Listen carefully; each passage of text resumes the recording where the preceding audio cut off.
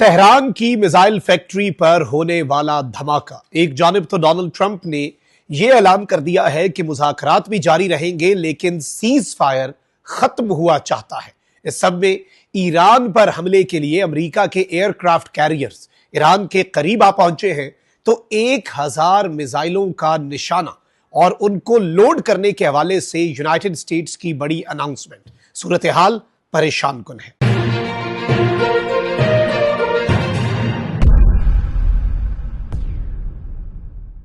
बिस्मिल्लाहिर्रहमानिर्रहीम, अस्सलाम वालेकुम। मैं हूं मखदूम शहाबुद्दीन। 11 जुलाई 2026 हफ्ते का दिन। इस वक्त हम ईरान के अहम तरीन और तारीखी शहर कुम में मौजूद हैं और ईरान के हवाले से supreme leader Ayatollah Sayyid Ali Khamenei के जनाजे के हवाले से तो हम आपके सामने चीज़ें रखते रहे। एक मरतबा फिर कशीदगी अपने उरूज पर है और एक ऑल आउट वॉर जो है, अनफॉर्चुनेट सी बात है, लेकिन उसकी सिचुएशन इस वक्त बनती जा रही है। यानी सिनेरियो जो है वो बिल्कुल एक ऑल आउट वॉर की तरफ जा रहा है और अब ये देखना होगा कि आखिर ये सब कुछ कहां पर जाकर रुकता है।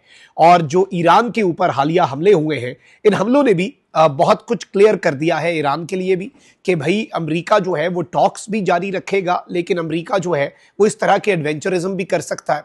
और इस सब में ईरान ने भी बहुत वाजे और दो टूक अंदाज में अपनी स्टेटमेंट्स देके अपनी पोजीशन जो है वो वाजे कर दी है।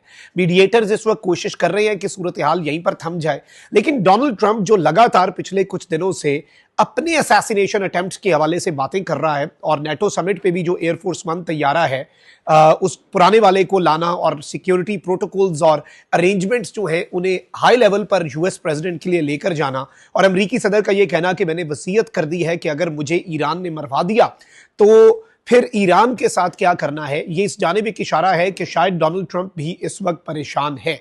ईरान की सड़कों पर तेहरान से कुम से मशहद और नजफ और करबला जो नारे लगे, जो सुर्ख परचम थे, जो डोनाल्ड ट्रंप के हवाले से ईरान के अवाम के जज्बात थे, वो अमरीकी सदर तक तो पहुंच चुके होंगे। साथ ही साथ ईरान जो है वो सरेंडर करता हुआ नजर नहीं आ रहा और ईरान की ये भरपूर कोशिश है कि ना सिर्फ इस जंग बल्कि मुज़ाकरात की मेज पर भी हारना तो दूर की बात, हार का तासुर भी ना दिया जाए। वो जो एक परसेप्शन है उसका रूम फॉर परसेप्शन जो है वो भी ईरान नहीं छोड़ रहा कि थोड़ी सी जगह भी छोड़े कि कोई ऐसा परसेप्शन बन पाए। तो अब जो लेटेस्ट हैपनिंग्स हैं और जो 1000 मिसाइलों की बात है वो भी आपके सामने रख देते हैं। फिर जो तेहरान के अंदर एक फैक्ट्री में धमाका हुआ है, चूंकि हम ईरान में ही मौजूद हैं और अभी हम तेहरान के लिए निकलेंगे भी और वहां पर भी कुछ बड़ी इंपॉर्टेंट एक्टिविटीज हैं। मैं आपको ये बता दूं कि उसके हवाले से भी हमने यहां से कुछ इंफॉर्मेशन और न्यूज़ जो है वो हासिल की है, सारी डिटेल्स। लेकिन उससे पहले अगर अभी तक आपने इस वीडियो को लाइक नहीं किया, लाइक जरूर कर दें, कमेंट सेक्शन में राय का इजहार भी कीजिएगा और पाकिस्तान जिंदाबाद का नारा आपने कमेंट सेक्शन में जरूर लिखना है। नाज़रीन इकराम, सबसे पहली और बड़ी डेवलपमेंट, पिछले दिनों आपको पता है कि ईरान के वजीर खारजा अब्बास अरागची का पाकिस्तान के फील्ड मार्शल सैयद आसिम मुनीर से रब्ता हुआ। फिर एक कतर के डेलीगेशन के तेहरान पहुंचने की खबर भी कल आई।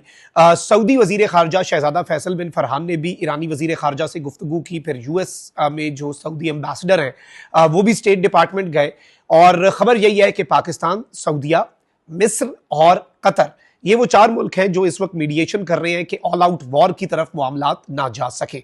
पाकिस्तान के प्राइम मिनिस्टर शहबाज शरीफ की गुफ्तगू हुई है ईरान के सदर जो हैं डॉक्टर मसूद पज़ेश्कियान के साथ, और इस सब के अंदर पाकिस्तान के वजीर आजम जो हैं उन्होंने जो करंट सिचुएशन है उसके ऊपर शदीद तरीन तशवीश का इजहार किया, कंसर्न अपना वाजे किया और ईरान और दीगर पार्टीज जो हैं उन्हें रिस्ट्रेंट का मुजाहरा करने का कहा। और पाकिस्तान जो है उसके ऑनेस्ट और सिंसियर रोल जो पाकिस्तान प्ले कर रहा है इस पूरे मीडिएशन एफर्ट में, वो जारी रखने के हवाले से पाकिस्तान की जो नीयत है उसके हवाले से भी ईरान के सदर को यह बावर करवाया गया।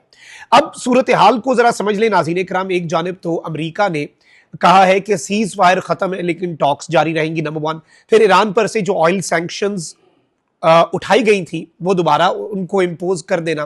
फिर अमेरिका के 2 aircraft carriers USS Abraham Lincoln और यूएसएस जॉर्ज एच.डब्ल्यू. बुश और हैवीएस्ट यूएस की एयर डिप्लॉयमेंट जो है इस पूरे कॉन्फ्लिक्ट में, यानी जब से ये तनाज़ा शुरू हुआ, जब ईरान के सुप्रीम लीडर को शहीद किया गया, from that day till today जो अमेरिका ने सबसे हैवी एयर डिप्लॉयमेंट की है वो तो अब जाकर की है। और इसके बावजूद अभी तक अमेरिका ने ईरान के नेवल ब्लॉकेड या अपना हुर्मुज़ खुलवाने के हवाले से कोई काम नहीं किया। लेकिन इशारे यही बता रहे हैं और ईरान जो है वो भी जल्दी जल्दी अपना जो तेल का सारा बैकलॉग था, जो कंसाइनमेंट थी, वो निकाल रहा है, क्योंकि अमेरिका की जो ईरान की बहरी नाकाबंदी थी, नेवल ब्लॉकेड था, वो ईरान के लिए काफी प्रॉब्लम्स क्रिएट कर चुका था। एंड ऑब्वियसली जवाब में ईरान ने आबनाए हुर्मुज़ बंद करके पूरी दुनिया को वक्ता डाल दिया था। अब इस सब में एक चीज बड़ी इंपॉर्टेंट है, नाज़रीन किराम के जो लेटेस्ट इमेजेस आ रही हैं उसके मुताबिक जो ये पूरा कॉरिडोर ओमान के जरिए आबनाए हुर्मुज़ में एक सेफ कॉरिडोर के तौर पर बनाना चाह रहे थे, वो इस वक्त खाली है और इस वक्त तशवीश है, इस वक्त एम्बिग्विटी है। और बल्कि अब अमरीकी मीडिया ये कह रहा है कि अमरीकी ओहदेदारान ने बताया कि ईरान चाहता है बातचीत हो, और ईरान ने कह दिया कि भाई हमारे कुछ ऐसे अनासिर थे हमारे मुल्क के जिन्होंने सूरत हाल जो है वो ख़राब करने की कोशिश की और जिनकी वजह से मामला जो है वो बिल्कुल अजीब सा हो गया और जिन्होंने ये कश्तियों पर हमला कर दिया। हम ऐसा नहीं करना चाहते, लेकिन इसकी इंडिपेंडेंटली वेरिफिकेशन तो नहीं हो सकती। अमेरिका तो ईरान के हवाले से ऐसा परसेप्शन बनाता ही है। अच्छा, वहीं दूसरी तरफ अमेरिका जो है उसने ईरान को 24 घंटे की मोहलत दे दी है कि ईरान जो है वो आबनाए हुर्मुज़ पर हमले रोके और आबनाए हुर्मुज़ को खुला रखने का अवामी तौर पर अहद करे। इस सब में अमरीकी सदर ट्रंप जो है उसने स्टेटमेंट दे दिया कि अगर मुझे कुछ हुआ तो 1000 मिसाइल लोड हो चुके हैं जो ईरान के ऊपर टूट पड़ेंगे, ईरान के ऊपर बरस जाएंगे और ईरान पूरे के अंदर जो तबाही है, बड़ी तादाद में ईरान के अंदर डिस्ट्रक्शन और डिवास्टेशन जो है वो हो जाएगी। एक तरफ अब्राहम लिंकन का आना, heaviest air deployment jet, Iran को 24 घंटे की डेडलाइन और अल्टीमेटम देना, इससे ये बात समझ आ रही है कि अगर इस दौरान अमेरिका ये चाहता है ईरान अब लिख के दे कि हम आबनाए हुर्मुज़ से कश्तियों को गुजरने देंगे, क्योंकि कश्तियां या बहरी जहाज अमेरिका पर भी एतमार नहीं कर रहे कि भाई यहां से हम गुजरे आपके कहने पर और आगे ईरान ने मार दिया तो हम क्या कहेंगे। तो वो ईरान से तहरीरी तौर पर चाहता है। ईरान अगर ये नहीं देता तो अमेरिका बड़ा हमला करने का बिल्कुल मंसूबा बना रहा है। बिल्कुल जी इम्कानात है कि यूनाइटेड स्टेट्स जो है वो एक बड़ी कार्रवाई कर सकता है। On the other hand what Iran is thinking right now, आप मुझसे बेहतर समझते हैं। ईरान जो है वो चंद मिनटों में जवाब देता आया है चीजों का, बल्कि अभी तो ईरान की तरफ से यूएई के खिलाफ एक बड़ी सख्त तरीन स्टेटमेंट भी आई है। और इस सब में ईरान के नायब वजीर खारजा ने कहा है कि अमरीकी जारियत की हिमायत पर यूएई जो है उसका एहतसाब होगा और होना चाहिए। तो बहुत से तनाज़े बैक वक्त सर उठा रहे हैं, चीजें जो हैं वो बिल्कुल वॉलेटाइल हैं। Everything is not good right now, as of we speak all is not well. ये जो आप कहते हैं ना कि ऑल इज वेल, ये नहीं, बिल्कुल ऑल इज नॉट वेल। जंग के लिए ईरान भी तैयार नजर आ रहा है। अमेरिका अपनी डिप्लॉयमेंट और अपनी फौज और अपने एयरक्राफ्ट कैरियर्स को गल्फ ऑफ ओमान में वापस ले आया है ईरान की स्ट्राइक रेंज में, वरना वो उससे निकल के अरेबियन सी की तरफ पिछले ही दिनों गए थे। अमेरिका ने अपने 11 रिफ्यूलिंग टैंकर भी इस खित्ते से निकाल लिए थे, लेकिन अब सब कुछ दोबारा वापस पहुंच रहा है। इसके साथ ही साथ एक और तशवीशनाक खबर हमें इनिशली मौसूल हुई और ईरान के शहर तेहरान में पारचीन का जो एरिया है वहां पर बम धमाके की इत्तलात जो है वो रिपोर्ट हुई। अच्छा, और ईस्टर्न तेहरान प्रोविंस जो है बेसिकली वहां पर पारचीन के अंदर ये धमाका जो है, ओवरऑल ये तेहरान की टेरिटरी है बट प्रोविंस भी है तेहरान, तो इसका जो ईस्टर्न पार्ट है उसमें ये धमाका जो है ये रिपोर्ट हुआ।